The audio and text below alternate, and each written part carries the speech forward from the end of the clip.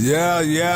Word of Knowledge Radio. You already know what it is, your man Knowledge here. Word of Knowledge Radio Show. Pastor Tim Moses in the building. Man, what's happening, co-host with the most? Give me a double dose of the Holy Ghost. Indeed, man. You already know what segment we on right now is what's going on. Man, bruh. First off, that track still fire to me, dog. Oh, yeah. Because the boy made it. Oh, look at how arrogant he is with his dreads and his pretty little mahogany skin. Oh, I don't like this dude, man. Why you gotta be a hater, cuz? I'm saying you're tall.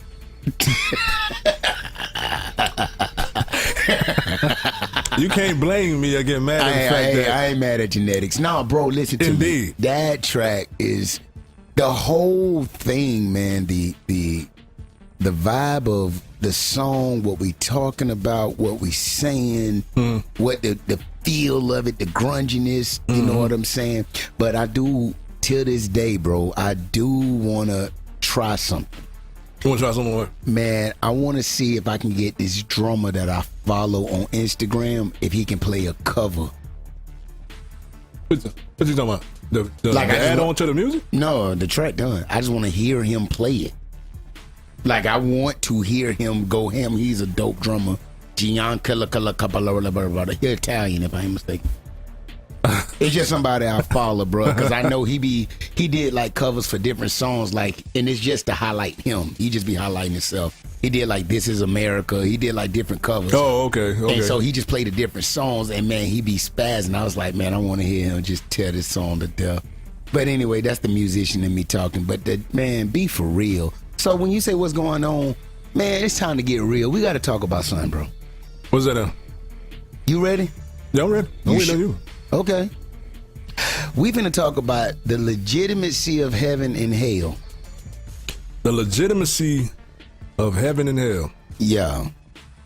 Like, it's not enough to say heaven is what you want it to be and hell is on earth already. Like, those are all subjective ways of getting out the actual final resting destinations of in the presence of God or ultimately shunned away from him for eternity. Like, hell is a real place, bro. Yeah, it is. It's definitely a real place. I think we're caught up in the physical aspect, the natural aspect. We keep talking about trying to live on earth. Yeah, we're too caught up on staying here and trying to prosper here, and we don't give our soul a second thought when it comes down to the final destination of where we're all going to be at eventually. And see, the thing is this here, we make so much preparations for here, not taking into consideration that we all die. Bro, I just said this to the congregation not long ago. I said, it amazes me how we'll work all our life to get everything we can, and then in the moments of sickness, illness, or disease, we'll give all that we made just to not die. Yeah. You see what I'm saying? Like, we don't want to leave here. No, we don't. But it's inevitable. Everybody gonna have to get up out of here, man. And see, the thing is this here, though. Like, if we are so powerful like everybody professed us to be, why haven't we created a way to live forever? Because that's one of the things I believe. I'm talking about everybody so hell bent on staying here. Hey, I'm gonna tell you. And watch this. I was even when I was subbing at the middle school this week that just passed. Man, it's funny, like, they're even, because it came up about overpopulation, and that there's some things that gotta happen in order to handle overpopulation. Either we come up with new resources, which you gonna run into a problem because there's certain things you can't recreate, like water, grass, Yeah. Okay, I mean, you can grow some more stuff, but you can't create nothing that's not already here. So True. You gonna run into an issue of that. Or the other part, and it's amazing, all these 6th graders, 7th graders, 8th graders, immediately it's like, oh, we can just purge.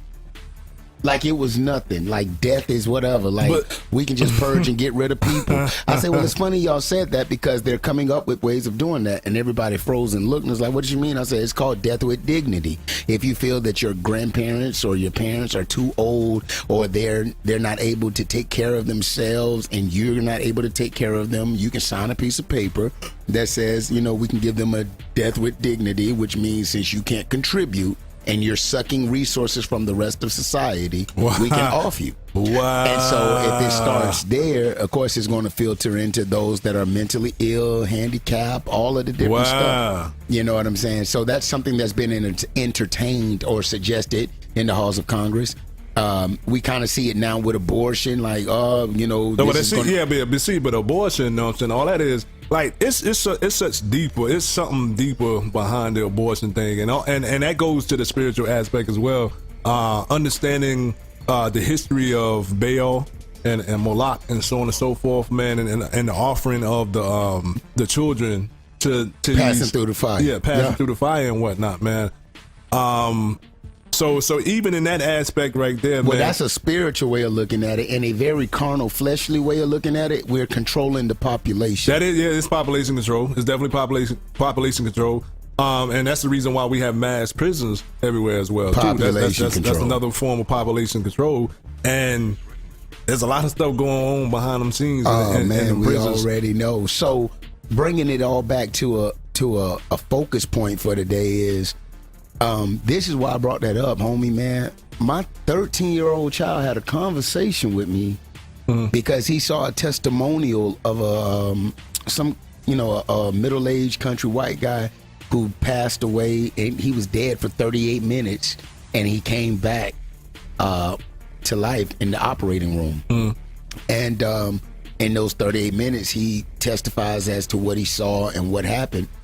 And it was the legitimacy of heaven and that he saw hell. Matter of fact, he was sentenced. He was supposed to go to hell. He said he felt the heat.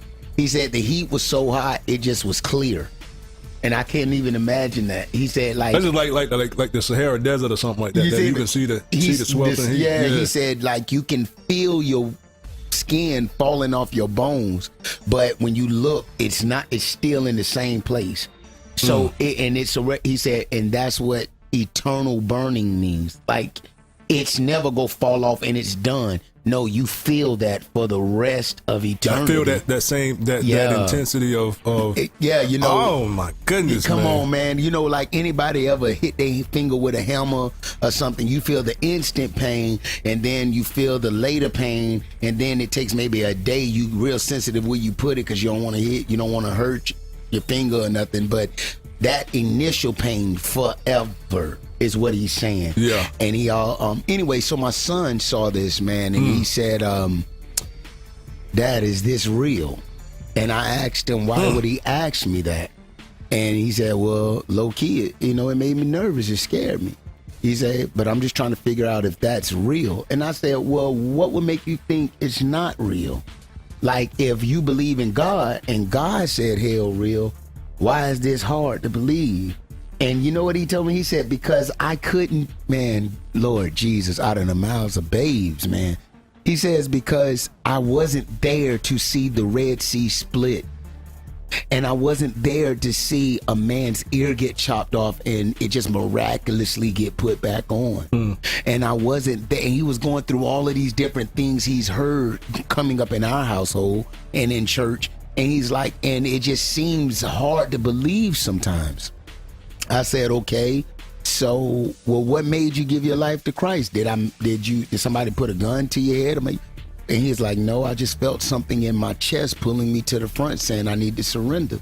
I said, okay, so if you can testify that God is real because of him talking to you and you surrendering, that same God telling you there's a place where people who don't acknowledge him and live for him are going to go. So if I never heard any more testimonials about hell, I know it's real because God said it. Yeah, that's real. So and see that, how do we handle that as adults, bro? Like, what do we, not so much in dealing with children, us in our faith right now, What do we do to always keep that before us? My thing is the constantly, because it says, I mean, the building up of our faith is constantly being seeking God diligent. And, you know what I'm saying? We have to constantly seek Him in prayer.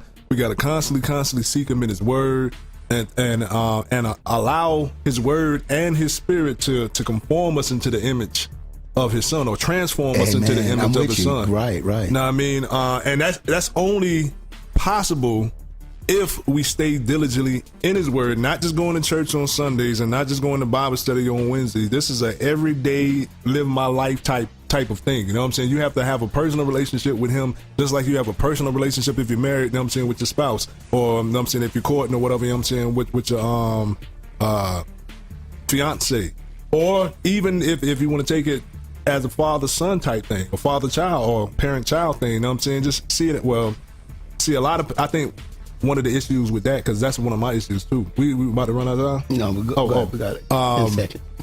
We got 10 seconds? We got like 20 seconds. Go ahead. Because Nah, we're going to man, pick it back up. We're going to pick it back up. Well, let's just pick it back up then, you know what I'm saying? But don't lose what you was going to say. Yeah. What I was talking about? I guess. You're saying that's some of the things we got to deal with in relationships, whether it's a father-son. Yeah, I got you. I was messing with you, cuz. Okay. Yo, man, we're going to hit y'all the head with some music, man. It's your man, Knowledge here, Pastor Tim Moses. Knowledge Radio. Bringing up the best in holy hip hop.